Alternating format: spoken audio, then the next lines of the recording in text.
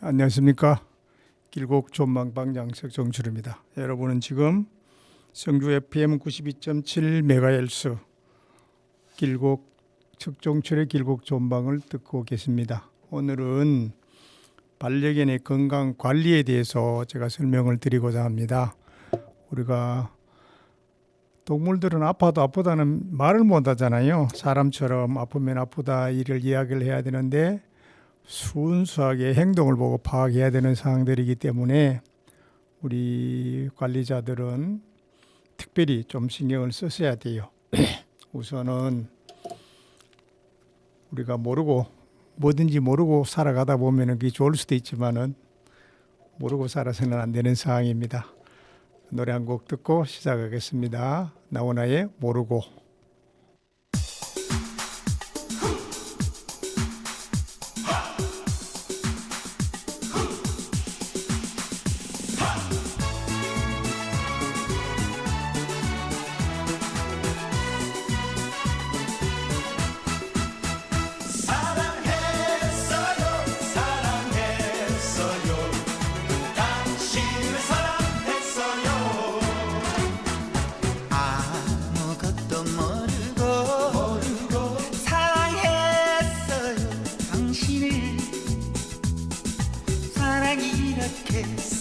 아픈 줄도 모르고 당신을 사랑했어요. 사랑은 날마다 행복한 줄 알았고 사랑은 꿀처럼 달콤한 줄 알았지. 나는 몰랐네. 아픈 줄 나는 몰랐네.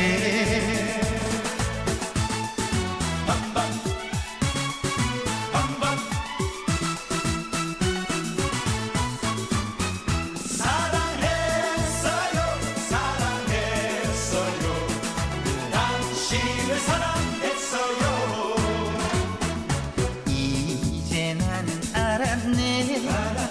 사랑이 뭔지 알았네. 이별의 눈물을 흘려보고 나서야 사랑의 진실을 알았네.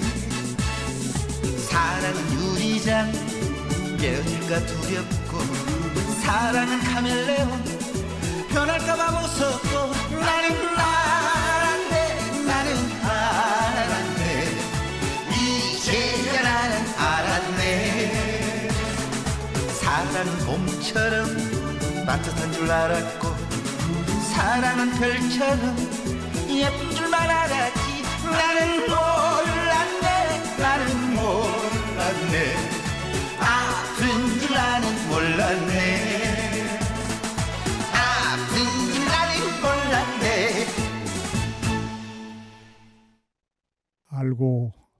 알아야 됩니다. 모르고 살아갈 수도 있지만 알고 하면 더 좋겠죠. 우리가 반려견 건강 관리 중에서 제일 중요한 거는 사람이나 동물이나 질병은 조기에 발견하는 게 가장 중요해요. 일찍 발견해야 됩니다. 그래서 수시라는 건강관리 수칙을 이렇게 정해놓고 체크하는 방법, 그런 습관을 들이시는 게 아주 중요하다고 생각해요. 주기적으로 목욕시키는 일, 또 털 관리하는 일, 치석 제거하는 것, 이런 것들, 일상적인 운동, 일광욕시키는 거, 정기적인 예방접종하는 거, 그 다음에 정기적으로 구충 관리하는 문제, 전염병, 매개곤충을 구제하는 거, 이런 조치들을 취해서 사전에 질병을 예방하는 그런 조치들이 꼭 필요합니다.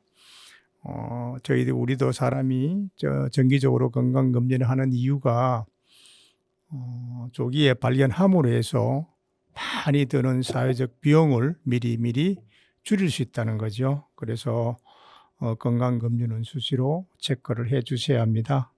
건강검진의 종류는 일반적으로 하는 일반 검사가 있고요. 또 분변 검사, 또 혈액 검사, 또 다른 킷들을 이용하는 그런 검사도 있고, IG 검사로 해서 홍역 같은 경우에 면역 항체 검사하는 경우도 있습니다. 근데 기본적으로 우리가 검사하는 항목들은 신체에 대한 거, 또 구강에 관한 문제, 눈, 안구에 관한 거, 귀, 피부, 또 털, 분변 이런 것들을 상대로 해서 우리가 수시로 기본적으로 건강을 체크하는 겁니다. 건강한 아이의 모습은 눈으로 봐도 알 수 있어요. 겉으로 봐도. 가장 눈이 바짝바짝 빛나야 합니다. 아이들이 그 맑고 초롱초롱한 눈빛을 보고요. 그다음에 코는 차갑고 촉촉해야 됩니다. 그 물기가 없어 코가 바짝 마르면 안 돼요. 차갑고 바짝바짝거리고 물기가 있어야 돼요. 그다음에 꼬리를 잘 흔들어야 됩니다. 꼬리를 잘 흔드는 게 건강한 모습이에요. 그다음에 털은 윤기가 나야 됩니다. 뭐 거칠하다든가 이럴 경우에는 또 이심을 해야 되겠죠. 털은 항상 윤기가 나고 탄력이 있어야 됩니다. 행동은 활기차고 잘 먹고 변도 잘 보고 그래야 되겠죠. 그다음에 몸이 항상 깨끗해야 됩니다. 더러워져 있는지 눈이나 코나 입, 특히 항문 같은 경우에 또 털, 몸 전체에 대한 털이 깨끗한지 거기에 깨끗한 그런 청결을 유지하는 강아지가 건강한 모습입니다. 여러분들 잘 아시죠? 동물들의 반려동물들의 그 체온이 적정 체온이 사람보다는 높아요. 그래서 여러분들이 안고 있을 때 따뜻한 온기를 느낀단 말이에요. 그렇죠? 반려동물들이 반려 강아지의 경우에 체온이 37.5도에서 39.1도의 분포가 있는데 그게 가장 적정한 선이에요.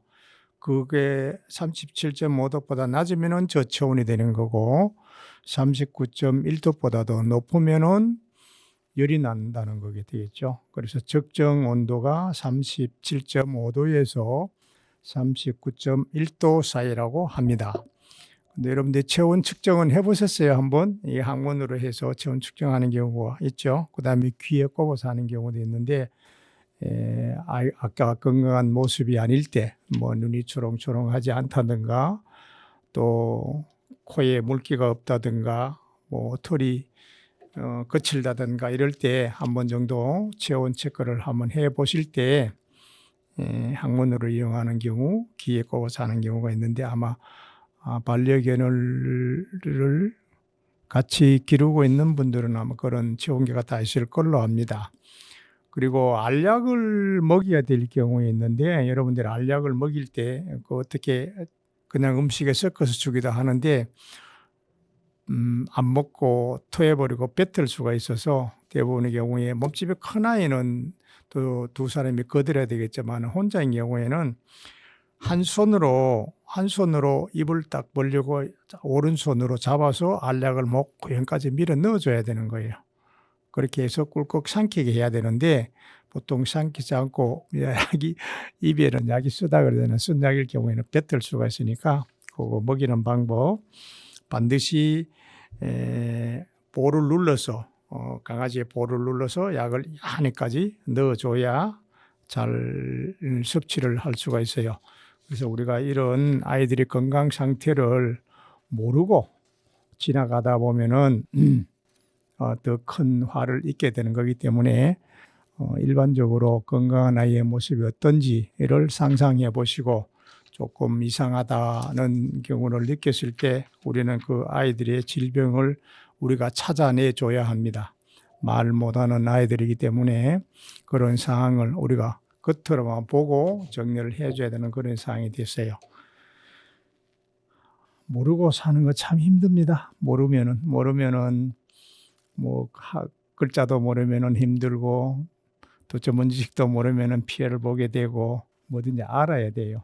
아는 건 끝없이 우리는 끝까지 배우고 그런데 동물에 대해서도 우리가 알려고 노력을 하면은 아이들한테 많은 도움을 줄 수가 있겠죠. 자, 진정 몰랐네가 아니고 진정 우리가 알아야 됩니다. 아는 노래 한 곡 찾아보겠습니다.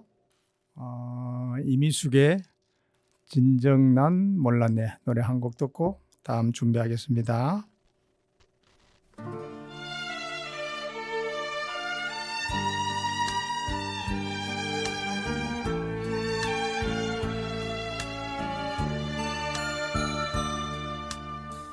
그토록 사랑하던 그 사람 잃어버리고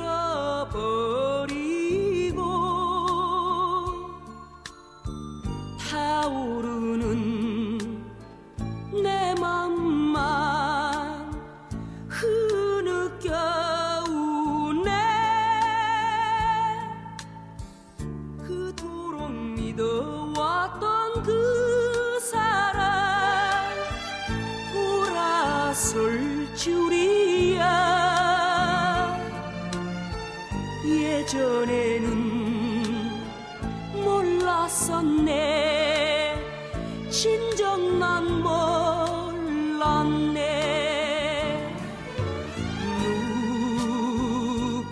누구인가 불어주는 휘바람 소리 행여나 찾아줄까. 그님이 아니올까. 기다리는 마음 허무해라. 그토록 믿어왔던 그 사람 돌아설 줄이야. 예전에는 몰랐었네. 진정 난 몰랐네.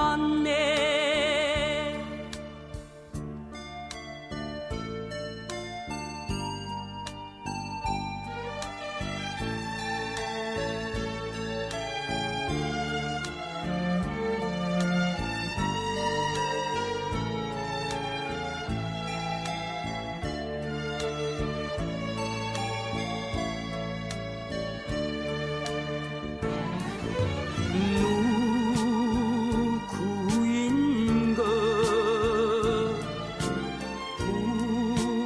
불어주는 휘바람 소리 행여나 찾아줄까. 그님이 아니올까.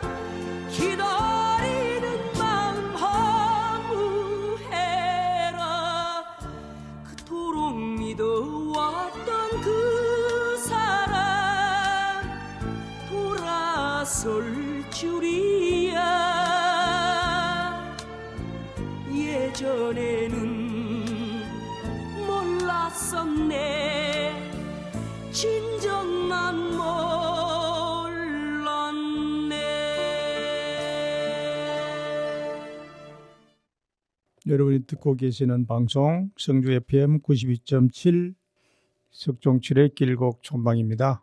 오늘은 반려동물의 건강관리에 대해서 설명드리고 있는데요. 이번에는 중성화 수술에 대해서 제가 좀 설명을 드리고자 해요.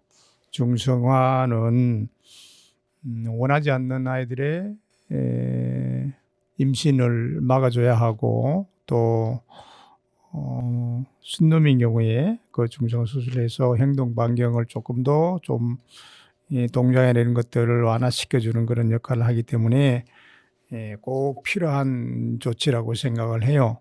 중성화를 일반적으로 저희들은 누트라고 그러죠. 누터. 그리고 디섹싱이라고 합니다. 그 관계를 끊어주는 그런 관계를 이야기를 하는데, 우리가 흔히 길고양이들 경우에 요즘은 길고양이라고 하지 않고 오시는 분들이 스트리트 캣이라고 그렇게 이야기를 합니다. 길고양이들한테 하는 그런 중성화 수술이 있는데, 그 줄여서 영어로 이래서 TNR 사업이라고 하잖아요. TNR 사업이라는데 그게 뭐냐면은 트랩 그냥 잡아서 알이 중성화 수술하는 게 누트해서 다시 돌려보내는 게 리턴하는 걸 이야기하는 거예요. TNR 사업을 함으로 해서 개체수를 조절할 수도 있고, 시험지역 같은 경우에도 이 TNR 사업을 함으로 해서 전체적인 환경에 조화를 맞출 수 있는 그런 사업이기도 합니다. 이 중성화는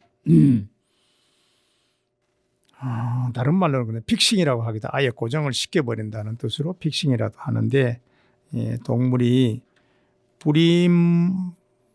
불임하게 하는 조치를 이야기하는 거잖아요. 그래서 여러분들이 강아지들이 불임을 해줄 때 보통 이제 수컷들은 생후 3개월에서 4개월 정도 빨리 빠릅니다. 얼른 젖대고 동작 단독으로 움직일 수 있을 그런 경우에 생후 3, 4개월령에서 고환을 추출하는 그런 수술을 하는데 그 캡스트레이션이라고 그러죠. 거시하는 작업을 말합니다.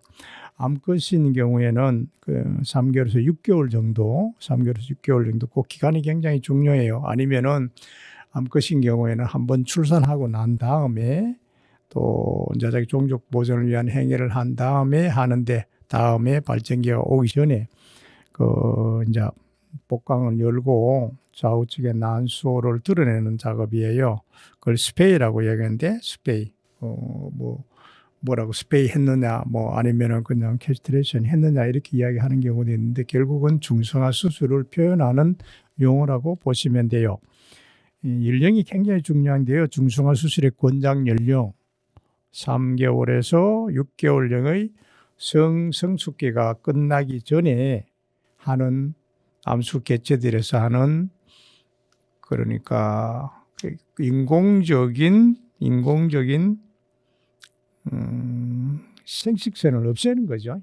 생식을 없애는 것도 어떻게 보면은 굉장히 잔인한 행동이긴 하지만은 동물들에 의해서는 인공적으로 개체수를 조절해야 하기도 하고 끝없는 어떤 그런 생식 종족 보존을 위한 활동을 좀 중지를 시킴으로 해서 규모화 시키는 것이 필요합니다. 중성화 수술 후에 그 관리 방법에 있어서는 그 성호르몬이 감소가 됨으로 해서 신체의 변화를 일어나게 되는데 그게 뭐냐면은 비만이 될 수 있다는 겁니다. 비만. 중성화 수술 후에 비만의 위험도가 상당히 높아질 수가 있는데 그때 사료의 양이나 급여하는 먹이, 간식의 칼로리를 상당히 조절해야 줄 필요가 있고요. 운동량을 조금씩 늘려주어서 비만이 오지 않도록 관리를 해 주셔야 합니다. 우리가 이게 중성화 수술에서 얻는 효과라고 이야기할까요? 그런 것들을 살펴보면은 수컷인 경우에는 아주 고환을 드러내기 때문에 영역을 표시하는 배뇨 행위가 굉장히 감소됩니다. 그리고 마운팅 같은 성적 행동을 해결할 수가 있죠. 좀 어린아이들을 볼 때는 민망스럽잖아요. 그런 행위를 하는 것이. 그런 걸 중성화함으로 해서 그런 민망스러운 행동을 해결할 수도 있고요. 가장 중요한 거는 원하지 않는 번식을 미리 예방을 합니다. 또 이렇게 수술을 해줌으로 해가지고 나중에 고환함을 예방하고요. 순놈의 경우는 공격성이 굉장히 둔화가 됩니다. 그래서 나쁜 것이 아니라 그 본인들을 위해서도 좋은 의료 행위라고 보시면 될 것 같아요. 암컷인 경우에는 그 난수호를 드러내는 것인데 원치 않은 번식을 반드시 예방하는 것이요. 여러분들 시골에 강아지 메어둔다고 하더라도 발정이 되면 어디서 와서라도 자기들이 그런 어떤 교합을 하고요. 또 임신이 되는 경우도 있잖아요. 그런 걸 원하지 않은 걸 번식을 막아주기 위해서 중성화 수술이 꼭 필요합니다. 발정 행동을 예방하죠. 그 암놈의 경우에 이 또 자궁 축농증을 미리 예방하는 효과가 있습니다. 아이들은 우리가 예전에 인간들도 자연적으로 많은 출산을 하게 되면 그분들이 자궁암이나 이런 데 덜 걸린다고 하죠. 확률적으로. 제가 전문 의사가 아니라서 그런 건 통계적으로는 모르겠습니다. 그냥 듣는 바에 의하면은 출산을 경험이 있는 분들이 오히려 없는 분보다도 그 자궁암에 걸릴 확률이 낮다고 그래요. 그리고 또 난소암을 미리 예방할 수도 있고요. 유선암을 예방합니다. 그래 이런 사회적 비용이나 본인들이 위해서 수술을 해야 될 그런 비용들을 미리 막아주는 행위가 중성화 수술이기 때문에 여러분들이 아까 말씀드린 3개월에서 6개월 그 사이의 연령에 꼭 중화 수술은 하실 필요가 있고요. 고양이 같은 경우에도 아마 군에서 조정해 줄 수 있는 그런 기간이 있는 걸로 제가 알고 있습니다. 보조를 받아서 할 수 있고요. 길고양이를 관리하시는 분들이 그 TNR 사업에 꼭 반드시 참여를 하셔서 잡아서 중성 수술하고 다시 돌려보내는 그런 사업을 군에다가 여쭤보시고 그런 시기를 놓치지 말고 조치를 해 주시면 좋겠습니다. 그리고 다음 안과 질환에 대해서 조금 살펴보겠는데요. 예전에 우리 이런 말이 있어요. 몸이 열이면은 눈이 아홉이라 그랬어요. 정말로 안 보이면 불편하겠죠. 요즘은 후천적으로, 선천적으로 그런 분보다도 후천적인 그 사고에 의해서 안과 눈이 안 보이는 그런 참 얼마나 답답하고 불편하겠습니다. 강아지도 마찬가지예요. 그래서 우리가 마지막에 오는 애들 이런 사진만 봐도 이 아가 백내장이다 아니다 이런 것도 알 수가 있는데요. 가장 나이가 많이 들어서 올 수 있는 것들이 백내장 증상이에요. 백내장 많이 그렇습니다. 눈에 백내장은 그 수정체가 하얗게 변하는 거잖아요. 수정체 자체가 눈에서 꺼풀이 보여요. 수정체가 백색으로 탁하게 변하는 것을 백내장이라고 이야기해요. 흔히 노령견이가 보이는 대표적인 질환이기도 합니다. 보스턴 테리어, 골든 리트리버, 코커 스파니엘, 미니어처 수나이저, 시베리안 허스키, 올드 잉글랜드 십독 이런 아이들 대해서 백내장 증상을 많이 보인다고 합니다. 눈으로 이제 우리 육안으로도 확인할 수 있어요. 수정체 안쪽에 하얗게 흐려지는 것을 관찰하게 되면은 백내장을 의심해야 되고 이때 되면은 당연히 시력도 떨어지고 그게 계속 진행되면 실명하게 되죠. 그러면은 막 집안에서 가다가 부딪히기도 하고 이 뭐 짐이 온 것처럼 그런 행동을 하는데 굉장히 얼마나 불편하겠어요. 우리가 미리 좀 발견해서 아이들의 활동을 도와주는 것도 좋겠죠. 두 번째 오는 것이 결막염입니다. 결막염은 눈꺼풀 안에하고 각막하고 연결되어 있는 그런 부분의 조직인데요. 결막에 염증이 생겨서 오는 작은 실핏줄이 늘어나거나 눈이 빨갛게 충혈되는 것을 볼 수가 있는데 체리 아이하고는 좀 다릅니다. 그 가려움증 때문에 눈을 심하게 부벼서 각막염을 일으키기도 하는데 털이나 먼지 같은 경우에 들어가서 이물질에 들어갔을 경우에 결막을 자극하거나 아니면 세균이나 바이러스에 감염돼서 일어나는 알레르기 현상일 수도 있습니다. 그래서 특히 청결이 중요하죠. 청결. 눈가에 있는 털들이 들어가서도 할 수도 있고요. 하니까 거기에 잘 관리를 해 주실 것을 명심하시면 좋겠습니다. 그 다음에 눈에 걸리는 질병이 각막염이에요.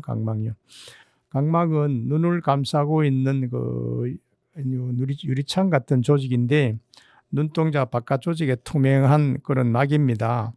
각막은 각막에 염증이 생기거나 대부분 외국 자극에 의해서 그 감염이 되는 경우가 있는데요. 아이들이 갑자기 눈을 잘 못 뜨거나 눈을 막 쉬어하고 눈물을 많이 흘리거나 눈꺼풀이 많이 끼일 경우에는 각막염이 아닌지 의심해 볼 필요가 있습니다. 가끔은 그 눈꺼풀이 퉁퉁 붓기도 하는데요. 각막의 손상 정도에 따라서 그냥 안약으로 치료할 수 있는 상태가 되거나 아니면 심하면은 수술을 해야 되는 그런 단계까지도 갈 수가 있습니다. 말씀드린 중성화하는 방법, 그 다음에 안과 질환을 어떻게 체크할 수 있는 방법에 대해서 말씀을 드렸는데요. 안과 질환 중에 눈물을 과도하게 흘리는 그런 질병이 있어요. 유루증이라고 해요. Tear Standing Syndrome이라고 하는데 TSS라고 이야기를 한답니다. 그런데 유루증은 눈물이 과도하게 흘려서 눈 밖으로 넘쳐난 거죠. 눈물이 나게 되면 눈물샘이 안으로 눈물샘을 타고 들어가서 코로 넘어가야 돼요. 사람도 마찬가지인데 그 눈물샘이 막히게 되면 눈물이 다 밖으로 나오겠죠. 밖으로 나오면은 눈이 지저분하게 되고 추석게 되고 사람도 괴롭되면 그게 눈물이 소금기라서 이쪽에 다 지저분하게 채이게 됩니다. 그래서 주로 걸리는 아이들이 말티즈 그런 종이 있습니다. 푸들, 비숑, 프리제 같은 품종에서 흔하게 나타난대요. 눈물이 많이 날라오는 거는 그 눈물 속에 프로픽셀이라는 색소가 있는데 흰 털은 이렇게 물을 들으는 그런 역할을 해서 분홍색이 되거나 갈색 아니면 검은색으로 지저분하게 변색이 돼요. 그러면은 아이가 눈 주위에 색상들이 흰색들이 흰 털들이 분홍색으로 변하거나 갈색이나 검은색으로 변할 때는 야가 TSS에 걸렸구나. 눈물이 뒤로 넘어가지 않고 앞으로 계속 나오는구나. 이런 사항을 판단하시고 적정하게 해 주셔야 됩니다.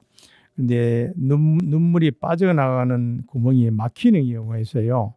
그걸 한자로 누비관이라고 그러는데 누비관 폐쇄증이 걸리게 되면 이런 문제가 생깁니다. 이런 경우에는 사람도 가면은 이렇게 눈물샘이 뒤로 넘어가는 셈이 막히면 뚫는 수술을 해요. 강아지도 그런 수술을 해서 안면 전체를 깨끗하게 하고 관리해 줄 수 있는 그런 겁니다. 안과 질환에서 오는 내용들 한번 더 살펴보시고요. 눈이 안 보이면 정말로 다 세상이 다 보입니다. 얼마나 답답하겠어요.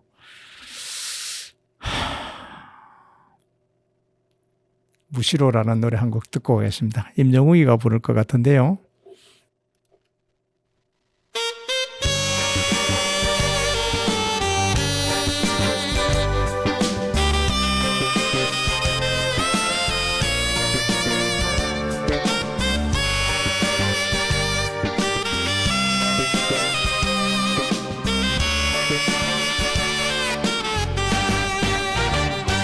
이미 와버린 이별인데 슬퍼도 울지 말아요. 이미 때늦은 이별인데 미련은 두지 말아요. 눈물을 감추어요. 눈물을 아껴요. 이별보다 더 아픈 게 외로운데 무시로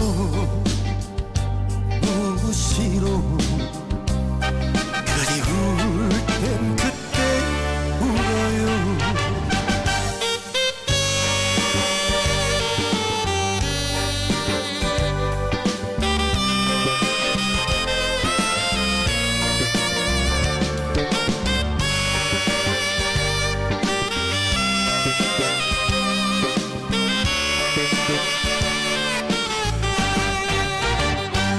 이미 돌아선 님이라면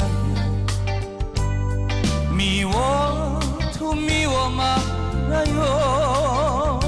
이미 약속된 이별인데 아무 말 하지 말아요. 눈물을 감추어요. 눈물을 아껴요. 이별보다 더 아픈 게 외로움인데 무시로 그리울 때 그때 울어요. 눈물을 감추어요. 눈물을 아껴요. 이별보다 더 아픈 게 외로움인데 무시로 그리울 때 그때 울어요. 그리울 때 그때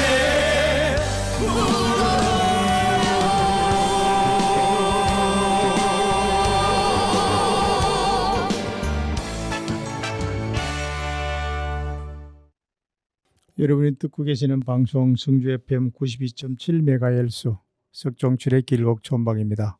오늘은 반려동물의 질병에 대해서 설명드리고 있는데요. 앞에 말씀드렸던 거 이어서 이번에는 비뇨기 질병 쪽에 설명을 드리도록 하겠습니다.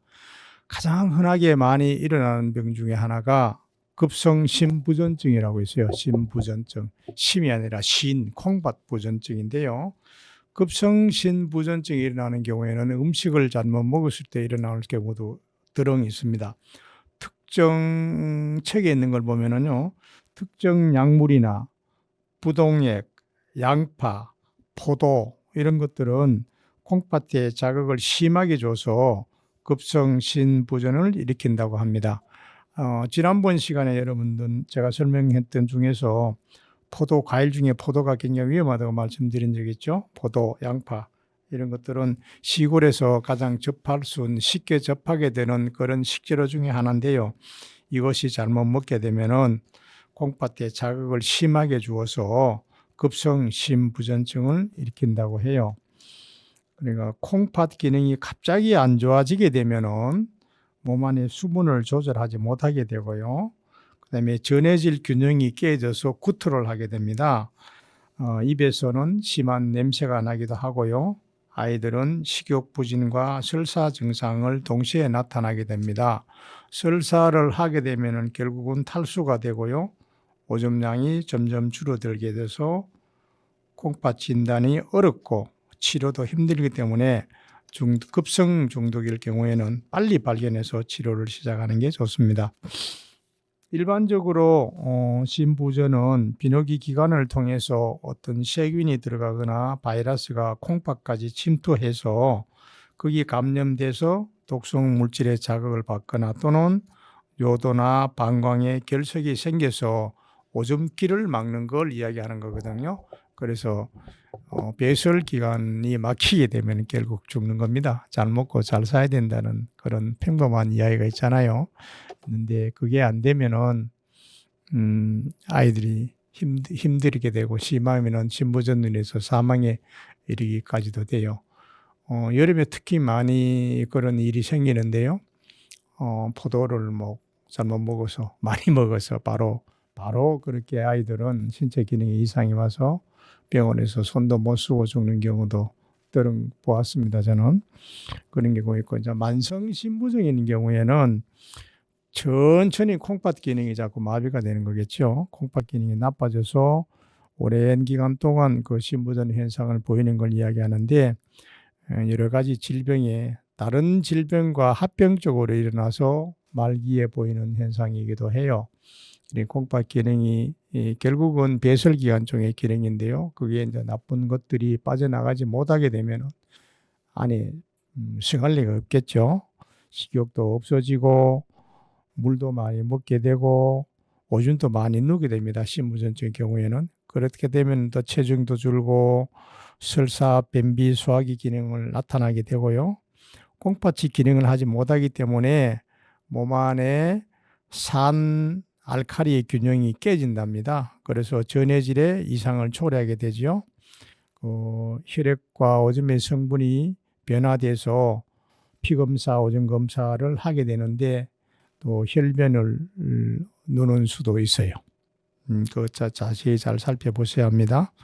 그다음에 사구체 신염이라고 있는데요. 대부분 7살, 8살 이상의 강아지들한테 많이 발생하는 그런 병이랍니다. 사구체 신염의 75% 정도는 순놈계에서 발생한대요. 그 혈전에 의해서 마비가 오기도 하고 심하면은 요독증 증상을 보이는데, 요독증은 오줌의 노폐물을 여과시키지를 못해서 그러니까 노폐물이 몸 안에 자꾸 축적됨으로 해서 중독되는 것을 말하는 겁니다. 그리고 오줌 분석을 하게 되면은 그 단백질이 많이 섞여 나온다고 하는데요.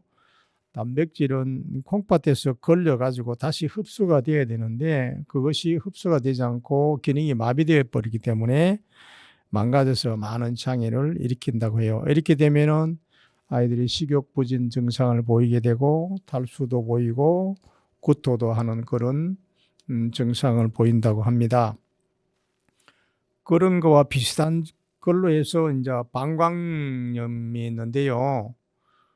방광염은 그 아이가 오줌을 누려고 해도 잘 나오지 않거나 오줌에 피가 나오거나 또 고름이 나오거나 이런 경우는 방광염을 의심해야 될 필요가 있습니다. 방광염은 아주 흔한 비뇨기과의 질병이기 때문에 결석 때문에 방광염이 발생하기도 하지만은 동물들의 생식기를 통해서 요도로 세균이 방광까지 들어가서 생기는 경우도 있습니다. 방광염은 병원에 가시면 쉽게 진단이 가능하대요. 그래서 아이가 오줌이 혈뇨를 넣는다든지 또 이상하게 농이 나온다든지 그럴 경우에는 병원에서 바로 진단을 받으시고 체크를 한번 해보시는 게 좋겠습니다. 그 다음에는 결석이 있는데요. 결석. 몸 안에 돌이 생긴다는 겁니다. 돌이 생긴 결석은 몸 안에 무기질이 뭉쳐서 돌처럼 변하는 걸 이야기합니다. 그러니 결석은 종류가 아주 많은데 결석의 종류뿐만이 아니라 결석이 생긴 위치가 굉장히 중요합니다. 그래서 제거하기 편한 곳이 있는지 아니면은 치료가 어려운 콩팥 안쪽에 있는지 따라 가지고 아주 중한 수술을 해야 될 필요성도 있습니다. 결석의 위치에 따라서 신장 결석도 있고 방광의 결석도 있고 요도의 오줌길의 결석들이 있는데 결석을 존재하는 위치에 따라서 증상도 다 조금씩 달라져요. 요도 결석은 수술이나 내과적 치료로 제거하거나 아니면은 요즘은 초음파로 이렇게 깨서 나오기도 한다는데 어떻건 체내에서 무기질이 떨떠는 뭉쳐서 돌처럼 변한 것을 깨내야 됩니다. 사람의 경우에는 요즘 초음파로 해서 여러 결석을 막 깨내는 경우도 있는데요. 강아지는 그런 이로요법을 쓰는지는 모르겠습니다만은 콩팥 안에 신장 안에 결석이 생기면 상당히 위험하다고 봐야 되겠죠. 이런 비뇨기과에 대한 질병 또 한번 살펴보셔서 아이들이 불편하지 않은지 한 번 더 살펴봐 주시기 바랍니다. 김수희의 너무합니다. 노래 한 곡 듣겠습니다.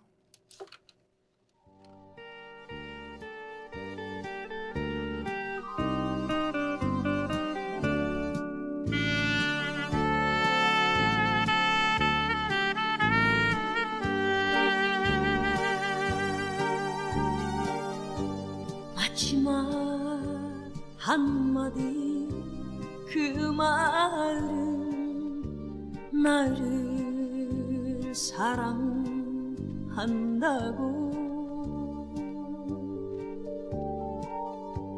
돌아올 당신은 아니지만 진실을 말해줘요.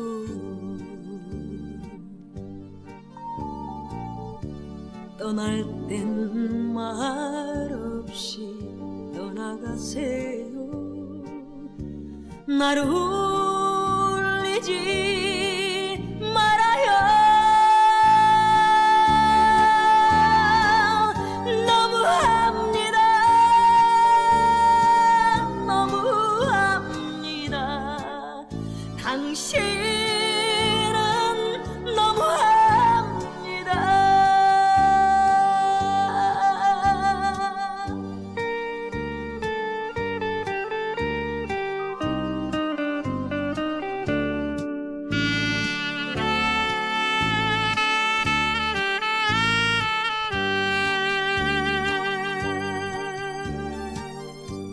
조용히 두 눈을 감고서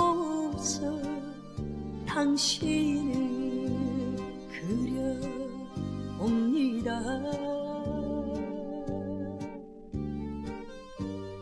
너무나 많았던 추억들을 잊을 수가 없어요. 떠나간 당신은 야속하지만 후회하지 않아요.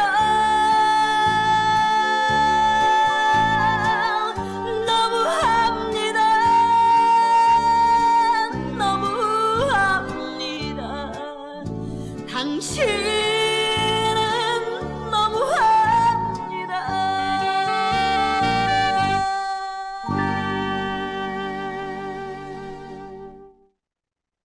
동물이 아픈데 아픈 걸 몰라주면은 정말 너무하죠. 중요한 관찰, 관심 이런 것들이 정말로 필요합니다. 말 못하는 아이지만은 행동 하나하나에서 자기들 의사를 표현하기도 하는데 그걸 주인이 몰라보면은 그 아이들 입장에서는 정말로 너무합니다. 하지 않겠어요? 그러니까 우리가 너무하다는 이야기를 안 듣기 전에 아이의 상태를 빨리 발견하는 것이 중요하다는 생각이 듭니다. 그 다음에는 뼈에 관한 문제인데요. 관절의 질병 중에서 아이들이 가장 많이 앓는 질병이 슬개골 탈구라고 해요. 슬개골 탈구.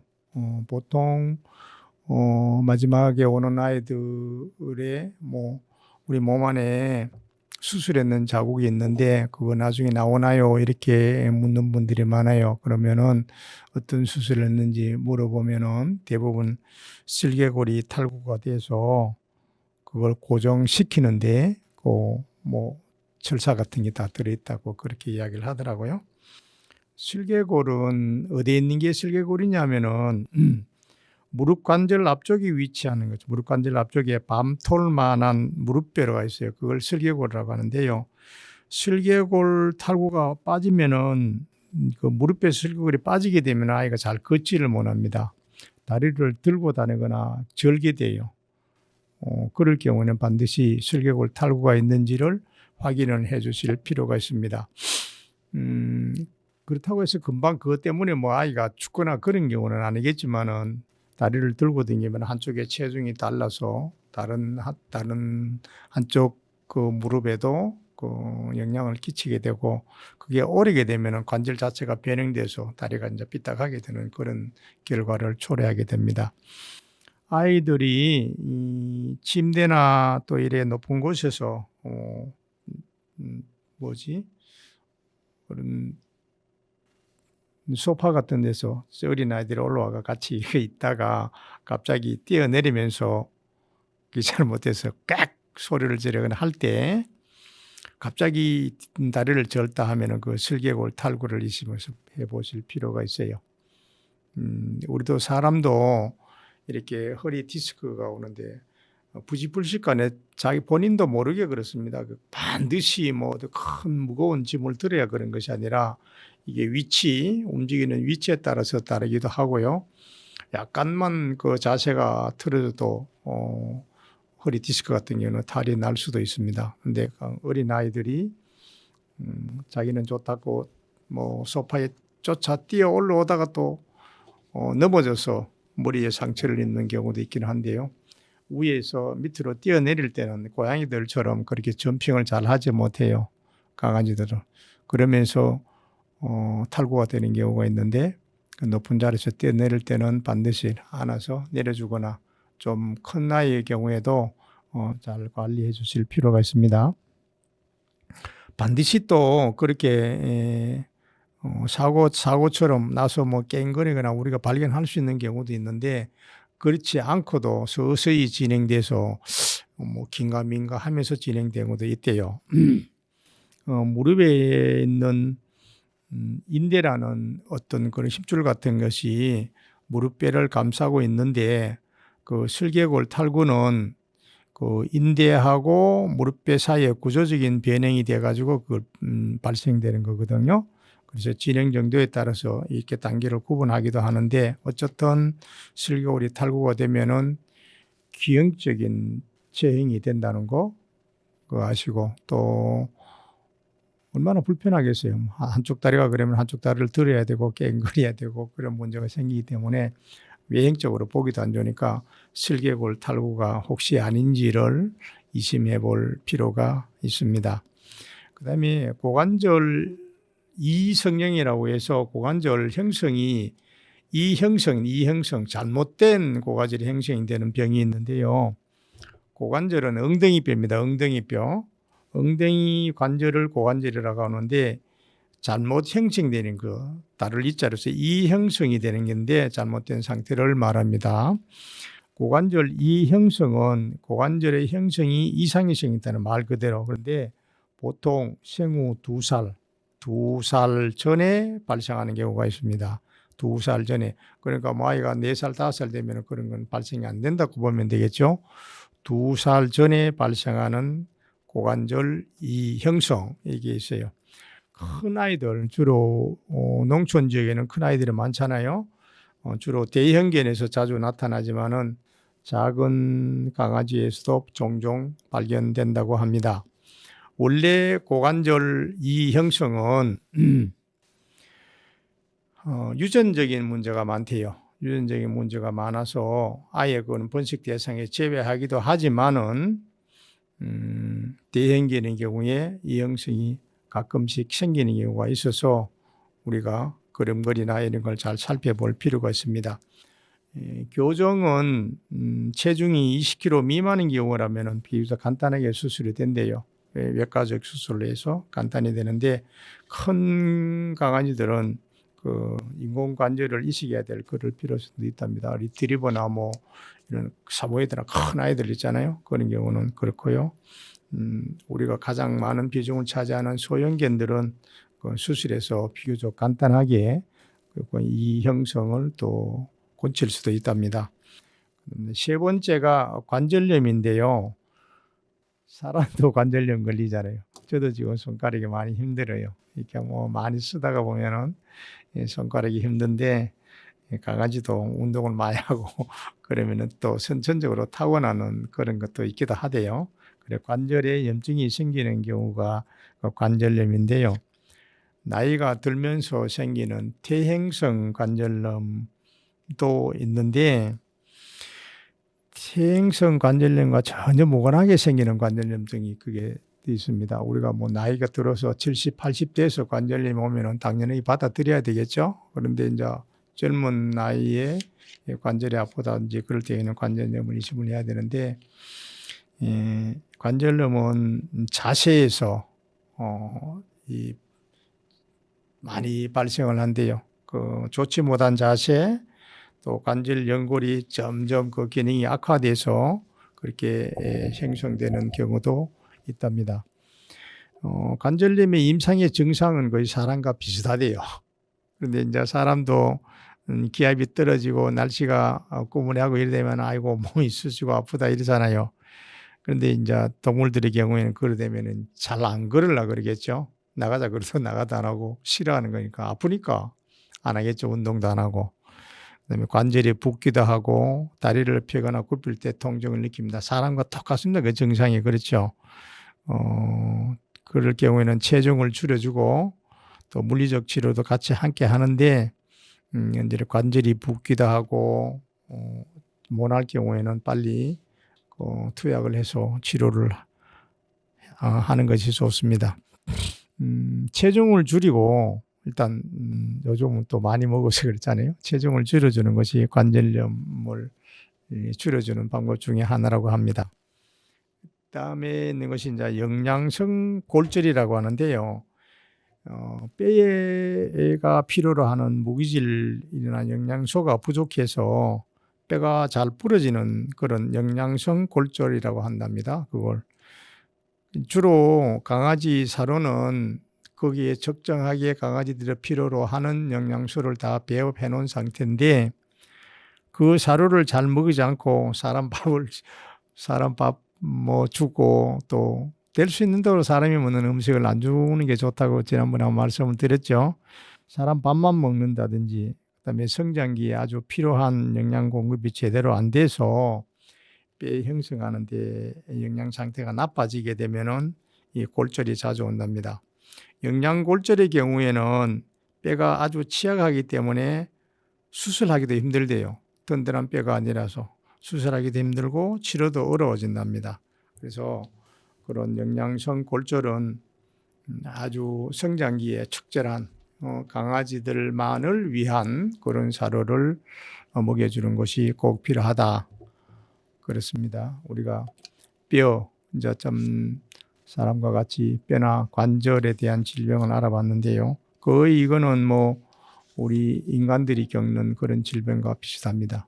이제 슬개골 탈구라는 것이 사람들한테는 잘 일어나지 않는 거지만은 강아지들한테 흔하게 일어나는 질병 중에 하나고 그렇게 되면 반드시 또 수술을 해요. 수술을 하게 되는 경우가 있어서 그렇고, 고관절 이 형성은 그렇게 많은 흔한 병은 아니지만은 우리가 성장 과정에서 2살 전에 그 병이 질환이 이룰 수 있다는 거. 그다음에 관절염은 음식에 특히 잘 신경을 쓰셔야 되고요. 영양성 골절 같은 경우도 관절염하고는 다르지만은 성장기의 영양을 적절하게 잘 공급해 줌으로 해서 건강한 모습을 그대로 유지하는 겁니다. 뼈와 관절에 관한 이야기인데, 노사연의 노래 보면은 너무 많이 들어서 손도 아프고 너무 많이 걸어서 발도 아프다고 그러잖아요. 우리도 강아지도 좀 안 아프도록 좀 도와줬으면 좋겠습니다. 너무 손도 덜 무겁게 하고 발도 덜 무겁게 하는 걸로 해서 했으면 좋겠어요. 노사연의 바람이라는 노래 한 곡 듣고 넘어가겠습니다.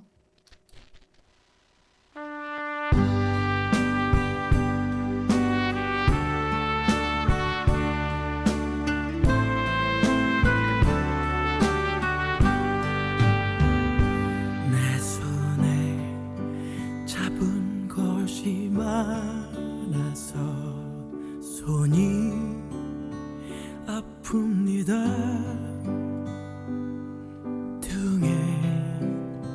짊어진 삶의 무게가 온몸을 아프게 하고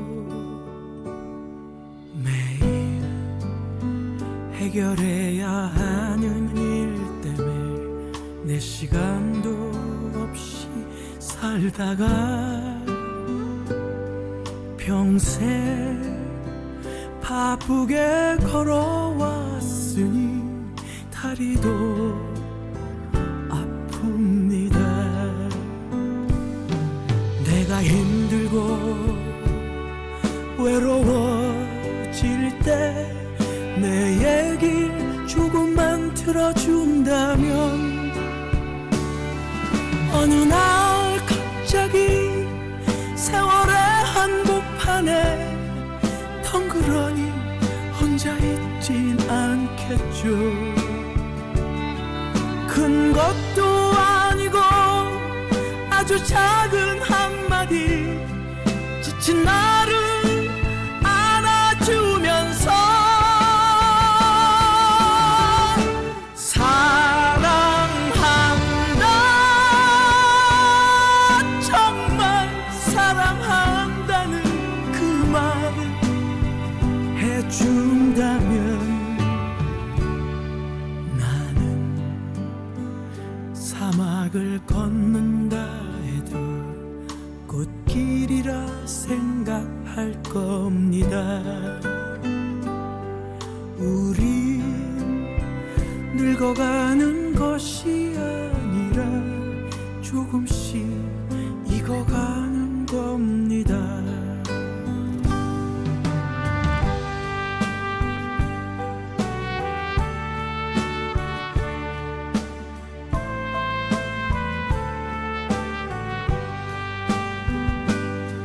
내가 힘들고 외로워질 때 내 얘기 조금만 들어준다면 어느 날 갑자기 세월의 한복판에 덩그러니 혼자 있진 않겠죠.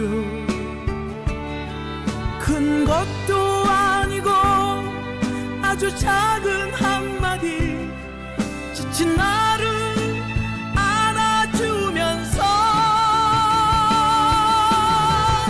사랑한다, 정말 사랑한다는 그 말을 해준다면 나는 사막을 걷는다 해도 꽃길이라 생각할 겁니다. 우린 늙어가는 것이 아니라 조금씩 익어가는 겁니다. 우리 늙어가는 것이 아니라 조금씩 익어가는 겁니다. 저 높은 곳에 함께 가야 살아 그대뿐입니다.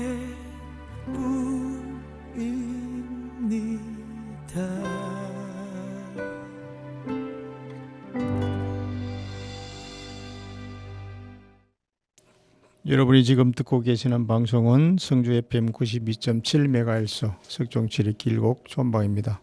오늘은 반려동물의 질병에 대해서 설명 중인데요. 마지막으로 한 가지만 더 추가해서 말씀드릴까 합니다.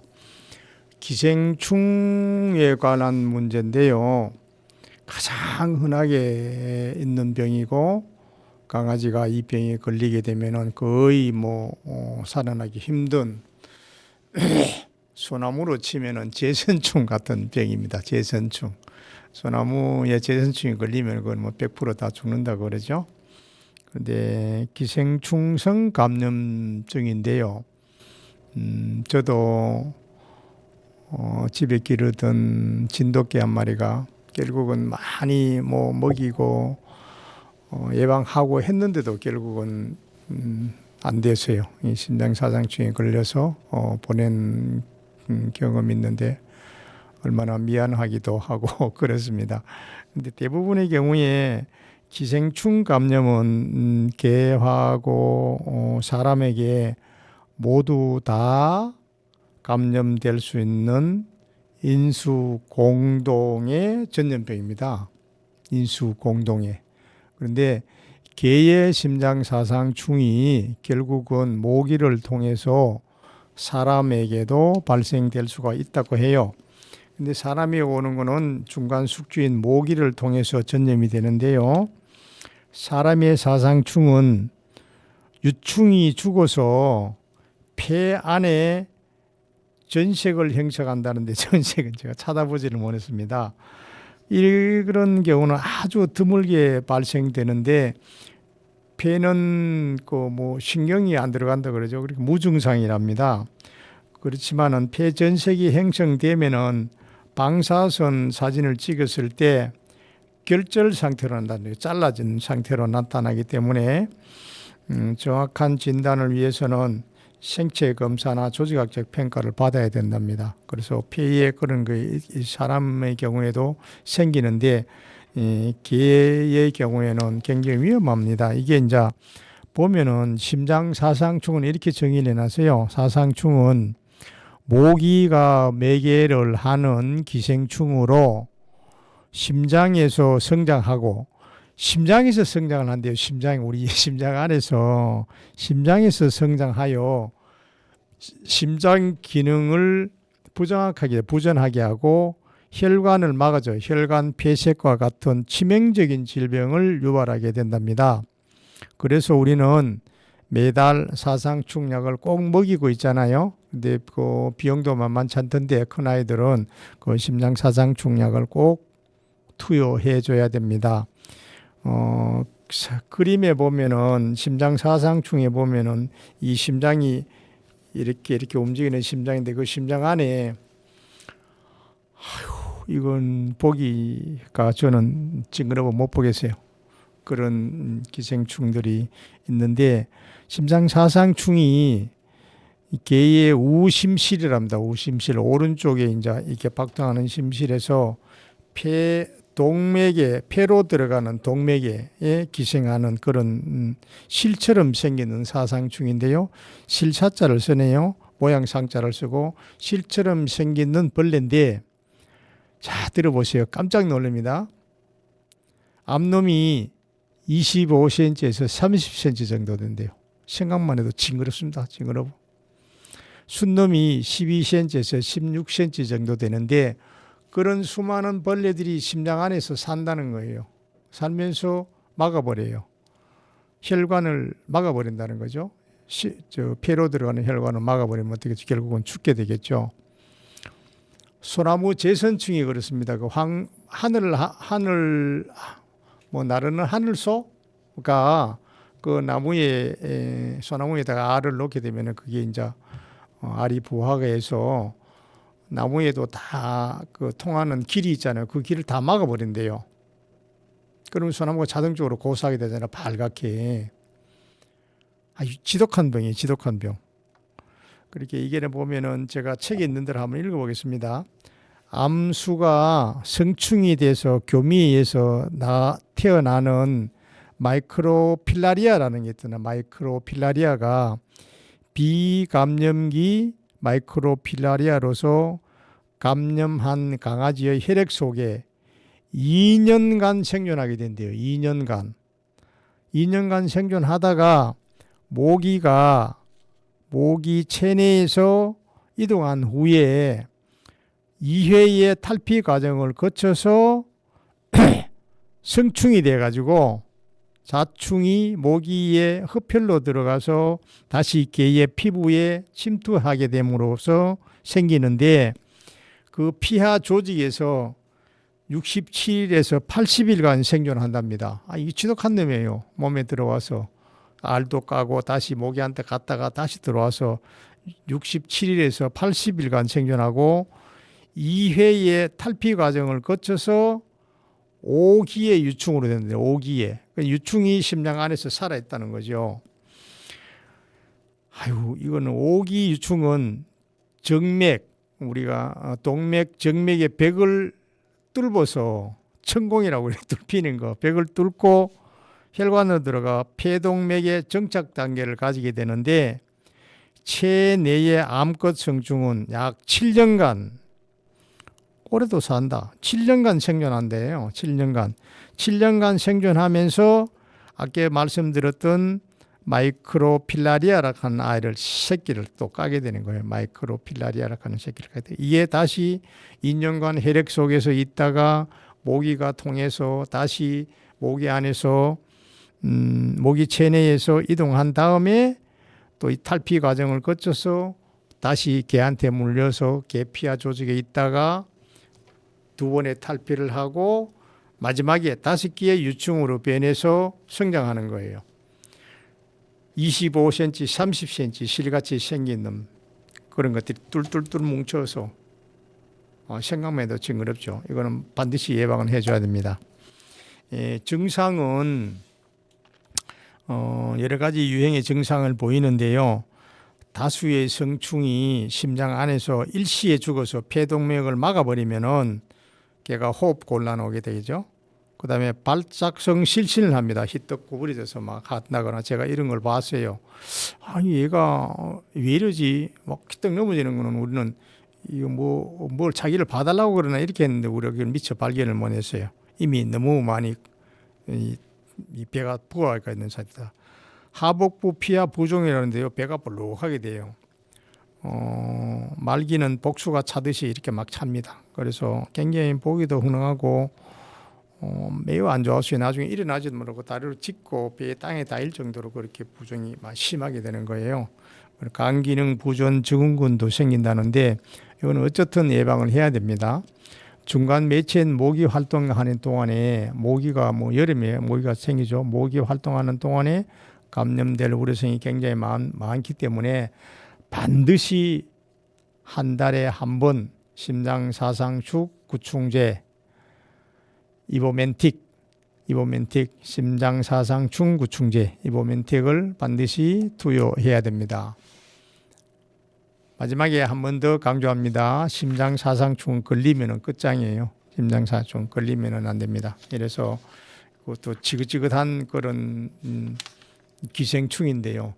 꼭 어디가 살 데 없어 심장에 들어간다. 심장에 위나 장에 이런 것 같으면은 배변하면 나오겠지만 심장에 들어간 게 어떻게 나올 수도 있겠어요. 심장에 들어가 또 그놈도 다 살다가 죽으면은 뚫뚫 뭉쳐서 피로 들어가는 동맥도 막아버리고 그런답니다. 실처럼 생긴 25cm, 30cm 이런 칸 상상만 해보세요. 아예 질병이 그건 걸리지 않도록 모기한테 물려서 된다니까 가급적이면은 이렇게 모기 살충제도 쳐주고 해서 감염이 안 되도록 하고 예방은 심장사상충약을 반드시 먹이는 겁니다. 아셨죠? 오늘 우리 동물의 질병에 대해서 많은 걸 했는데요. 안과에 대한 질병, 또 비뇨기과에 관한 거, 뼈에 관한 관절에 관한 거, 그다음에 중성화 수술에 관한 거, 또 여러 가지 설명을 들었는데 도움이 되셨기를 바랍니다. 여러분이 듣고 계시는 방송 성주 FM 92.7MHz 석종칠의 길곡 촌방, 오늘 동물의 질병에 관한 것 여기서 설명을 마치도록 하고요.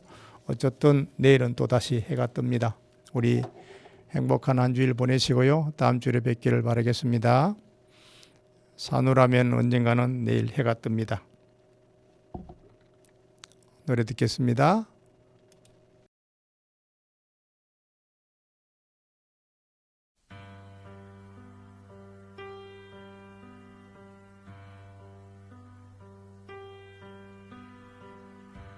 산호라면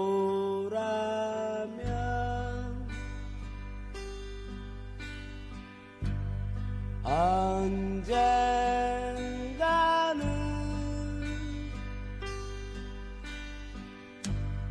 밝은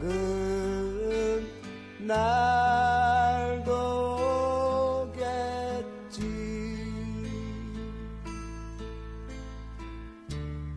흐린 날도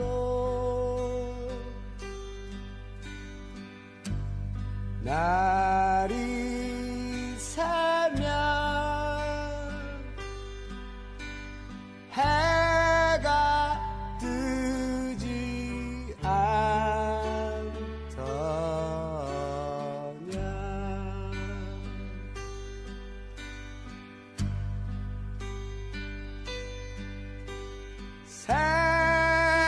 새파랗게 젊다는 게 한리천인데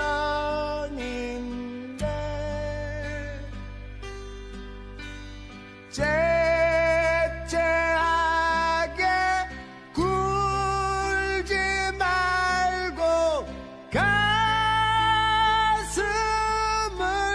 쫙 펴라.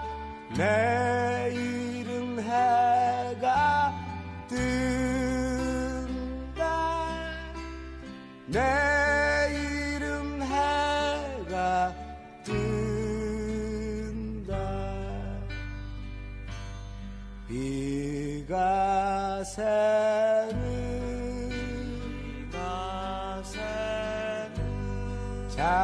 작은 방에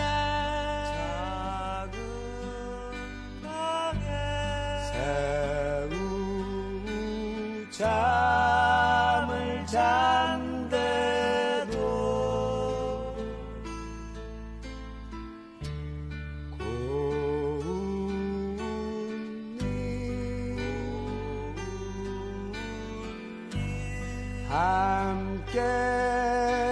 함께라면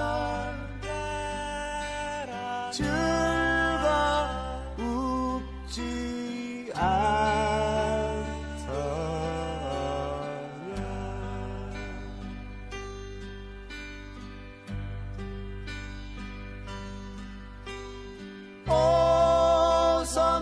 오선도선 속삭이는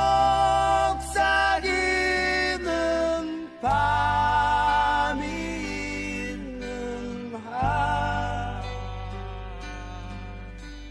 째째하게 굴지 말고